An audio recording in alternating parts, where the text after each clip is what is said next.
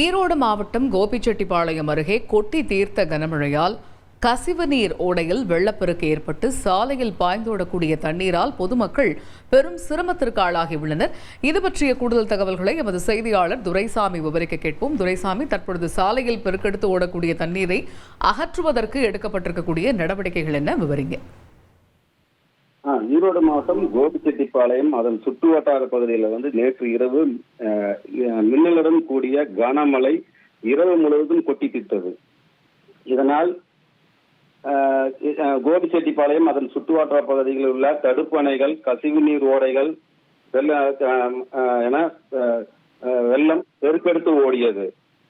கோபி நாகராஜம்பாளையம் பகுதியில் பெய்த கனமழையால் வெள்ளியங்காட்டு புதூர் பகுதியில் நள்ளிரவு கசிவு நீர் ஓடையில் வெள்ளம் பெருக்கெடுத்து ஓடியது. இதனால் அப்பகுதியில் சாலைகளிலும் வெள்ள நீர் பெருக்கு. அது வைத்தி ஒரு பிளாட் வாங்கணுமா இல்ல ஒரு பிளாட் வாங்கணுமான்னு ஒரே கன்ஃபியூஷன். ஒரு ரியல் எஸ்டேட் எக்ஸ்பர்ட் கிட்ட பேசு. எப்படி?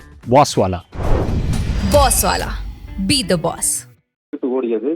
இதனால் வெள்ளியங்காட்டு புதூர் பகுதியில் இருந்த சாலையில் கடந்து செல்லும் மறுபுறம் வசிக்கும் சுமார் 10க்கும் மேற்பட்ட வீடுகளுக்கு செல்ல முடியாமல் சாலையில் போக்குவரத்து பாதிக்கப்பட்டுள்ளது.